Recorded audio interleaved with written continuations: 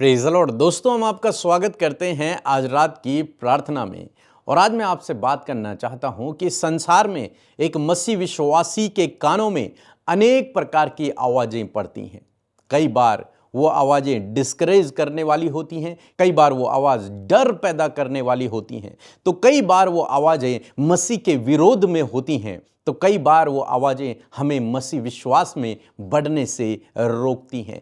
कई बार आवाज़ें हमें गलत रास्ते पर ले जाती हैं, तो कई बार आवाज़ें हमारे जीवन में प्रॉब्लम्स को क्रिएट कर देती हैं। बहुत सारी आवाज़ें हैं इस संसार में, बहुत सारी जो एक मसीह व्यक्ति के कानों में पड़ती हैं।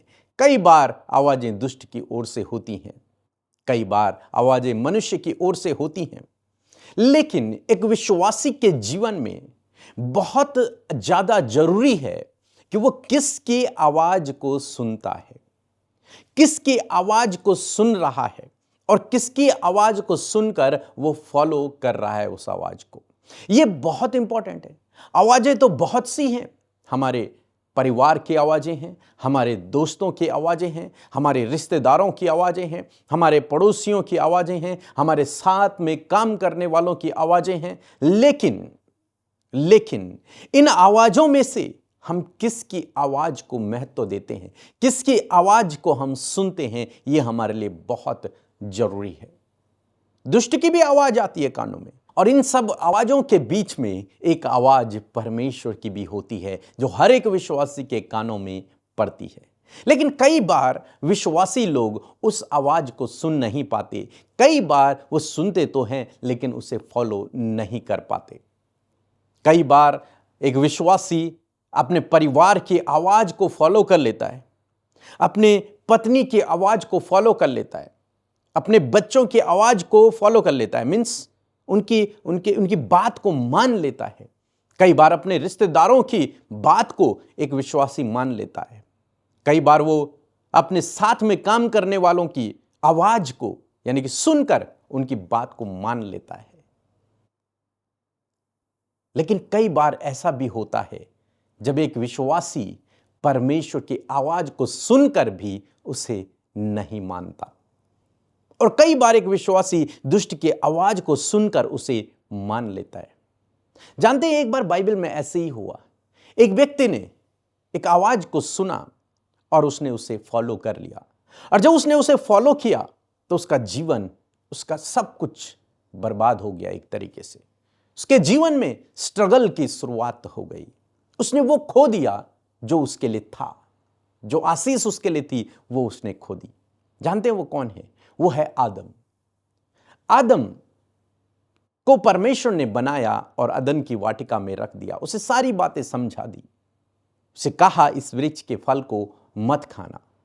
लेकिन उसकी पत्नी ने शैतान के बहकावे में आकर उस फल को खा लिया, और जब उसने उस फल को खाया उसके बाद उसकी पत्नी अपने पति के पास यानी कि आदम के पास जाती है। आप मेरे साथ में वचन निकाल लेंगे, उत्पत्ति किताब उसका 3 अध्याय और 6 पद यदि हम पढ़ेंगे तो यहां पर लिखा है, जब स्त्री ने देखा कि उस वृक्ष का फल खाने में अच्छा और देखने में मनभाऊ है और बुद्धि देने के लिए चाहने योग्य भी है, तब उसने उसमें से तोड़कर खाया। पहले उसने खुद खाया और अपने पति को भी दिया और उसने भी खाया।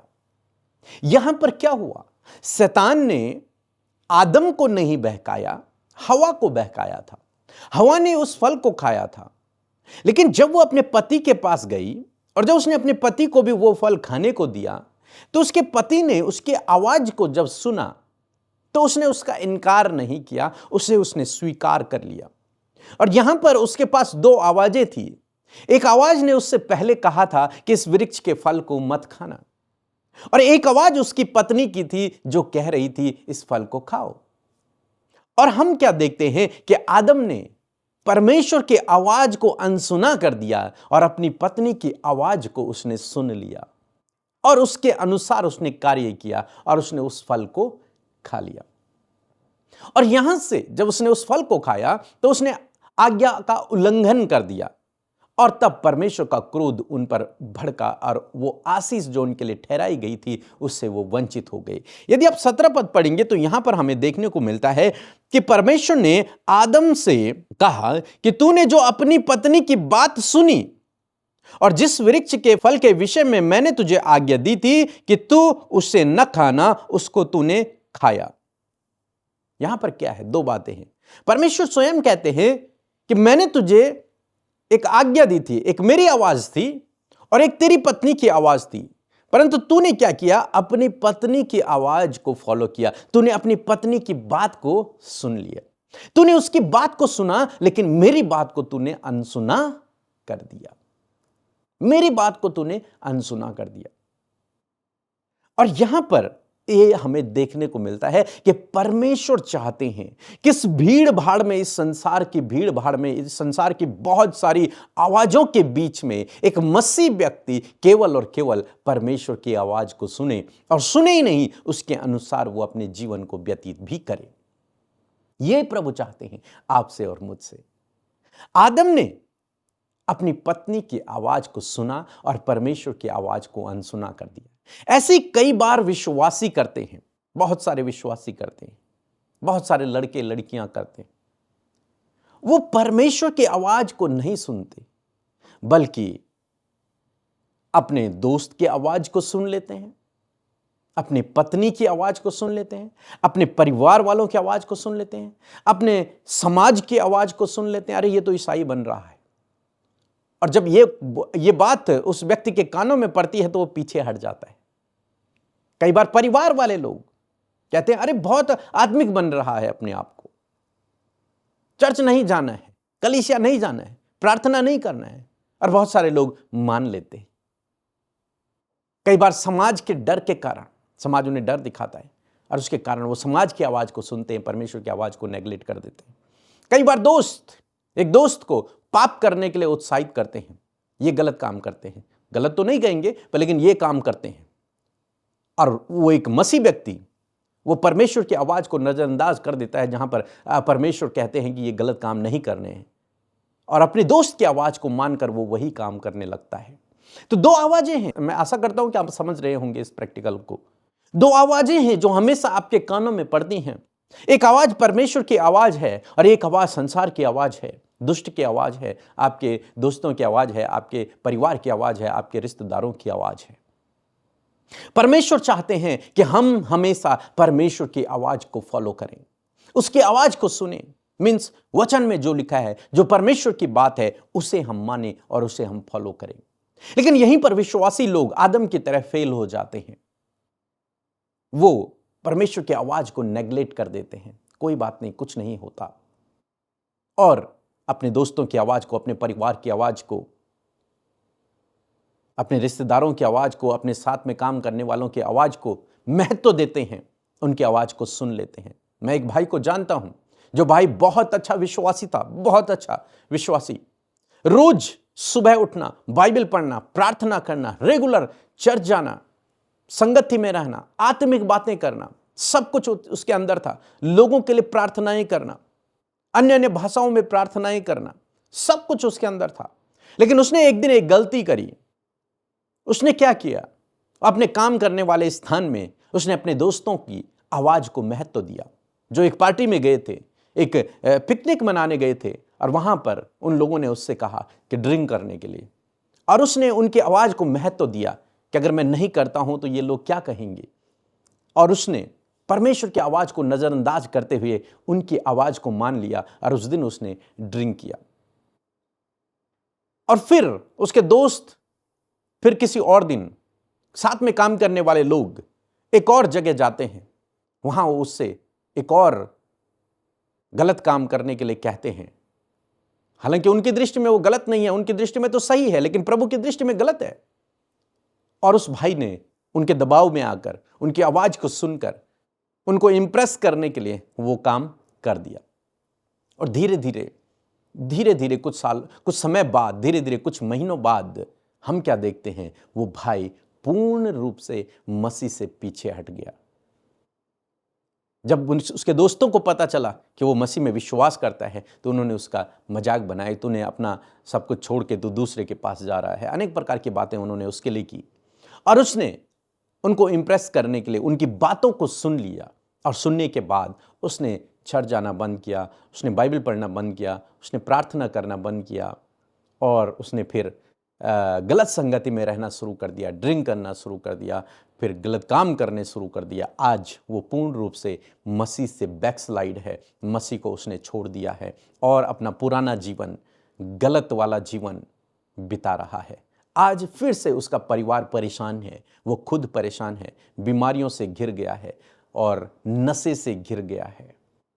मैंने उसकी लाइफ को देखा और फिर मैंने इस वचन पर ध्यान किया कि उसने संसार की आवाज़ को सुना और संसार की आवाज़ को महत्व दिया।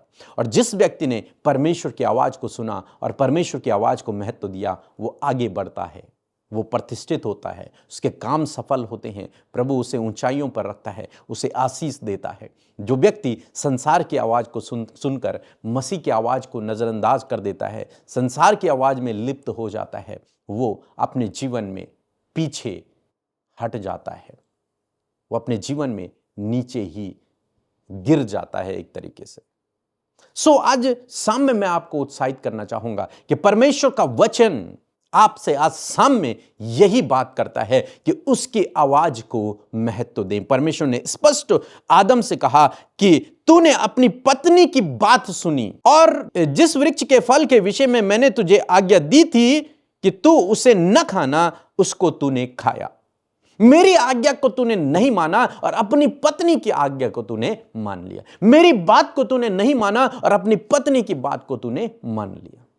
यही उसके गिरने का एक तरीके से कारण बन गया और परमेश्वर ने उसे उस अदन की वाटिका से, जिसमें बहुत सारी आशीषें उसके लिए रखी थी, वहां से उसे बाहर कर दिया। तो आज शाम में मैं आपको उत्साहित करूंगा दोस्तों कि अपने जीवन में संसार की नहीं, परमेश्वर की आवाज को महत्व दें, उसकी आवाज को सुने। जब संसार आपसे कहे कि यह काम करना है, तब आप देखें बाइबल क्या कहती है। जब संसार आपसे कहे इस रास्ते पर चलते हैं, तब आप देखें बाइबल क्या कहती है। और यदि बाइबल मना करती है तो रुक जाओ, मत चलो उस रास्ते पर, मत करो वो काम। परमेश्वर यही आज शाम में आपसे और मुझसे कहते हैं। सो प्रभु आपको इस वचन के द्वारा बहुतायत से आशीष दे। एक छोटी सी गवाही हम सुनेंगे, फिर हम आपके लिए प्रार्थना करेंगे। जय मसीह की। मैं रांची झारखंड से बोल रही हूँ। मेरा सबसे पहले तो मैं पीके मसीह और अमृता सिस्टर को तहे दिल से धन्यवाद देती हूँ। मेरा पहला गवाही यह है कि मेरा दोनों ओवरी में सिस्ट था। तो अमृता सिस्टर का प्रेयर मैं सुबह शाम भी सुनती थी और प्रेयर करवाई थी। और अमृता सिस्टर बोलती थी कि जिस जगह पर जो दर्द है और बीमारी है उस जगह पर हाथ रखे। तो मैं रखती थी, डेली रखती थी और मैं रिसीव करती थी और डेली घोषणा करती थी। और जब मैं अल्ट्रासाउंड के लिए गई तो एक साइड का जो सिस्ट था वो ख़त्म हो चुका और दूसरी साइड जो सिस्ट था वो दाना जैसे बचा हुआ है। तो परमेश्वर को बहुताई से धन्यवाद देती हूँ जो मुझे चंगा किया। और मेरा दूसरी गवाही यह है कि मेरा भाई का जो राशन कार्ड था वो नहीं बन पा रहा था। तो जो अमृता सिस्टर जो प्रेयर करती थी सुबह शाम, उसमें कहती थी कि जिसका रुका हुआ काम में सफल हो जाए। तो मैं उस बात को मैं रिसीव करती थी, डेली रिसीव करती थी और मैं प्रेयर करती थी और घोषणा करती थी कि मेरा जो भाई का जो राशन कार्ड था वो बन जाए, वो सफल हो जाए। तो उसका राशन कार्ड भी बन चुका है। इसके लिए परमेश्वर पिता को मैं तहे दिल से धन्यवाद देती हूँ। आमीन। आइए हम लोग प्रार्थना करें, अपनी आंखों को बंद करें और जब मैं बीमारों के लिए प्रार्थना करूंगा तो आपको उस जगह पर हाथ रखकर उस बीमारी का नाम लेकर उसे मेरे साथ में कहना है कि मेरे शरीर से चली जा। प्रभु यीशु मसीह, हम प्रार्थना करते हैं इस भाई इस बहन के लिए मेरे प्रभु, जिसने आज इस वचन को सुना है। पिता परमेश्वर, प्रार्थना है यदि आज तक इन्होंने संसार की आवाज़ को सुना, अपनों की आवाज़ को सुना, अपने साथ में काम करने वालों की आवाज़ों को महत्व दिया, प्रभु पिता परमेश्वर, आज प्रार्थना करता हूं प्रभु इस भाई इस बहन के लिए। पिता, इन्हें सुनने वाले ऐसे कान दे प्रभु जी कि ये केवल और केवल तेरी आवाज को सुने और तेरी आवाज को सुनकर प्रभु ये उसको फॉलो कर सकें, उस आवाज के अनुसार अपने जीवन को व्यतीत कर सकें। प्रभु ऐसा प्रभु इन्हें शक्ति और सामर्थ्य दे। पवित्र आत्मा आपसे प्रार्थना है इस भाई के जीवन में आप काम करें, इसके कानों को आज ऐसा खोल दे प्रभु कि ये केवल और केवल तेरी आवाज को सुने प्रभु, और तेरी आवाज को अपने जीवन में सर्वप्रथम महत्व दे। अपनी आवाज को नहीं, अपने घमंड को नहीं, अपनी मन की कल्पनाओं को नहीं, अपने दूसरों की, अपने काम करने वालों, अपने साथ में काम करने वालों की आवाज को नहीं, अपने घर वालों की आवाज को नहीं, अपने रिश्तेदारों की आवाज को नहीं, बल्कि तेरी आवाज को, तेरी बात को प्रभु ये अपने जीवन में सर्वप्रथम स्थान दे सके, सबसे अधिक महत्व दे सके। प्रभु यदि आज तक इन्होंने संसार की आवाज को सुना जिसके कारण इनके जीवनों में प्रॉब्लम आ गई हैं, मुसीबतें आ गई हैं, तो प्रभु आपसे प्रार्थना है इस भाई इस बहन को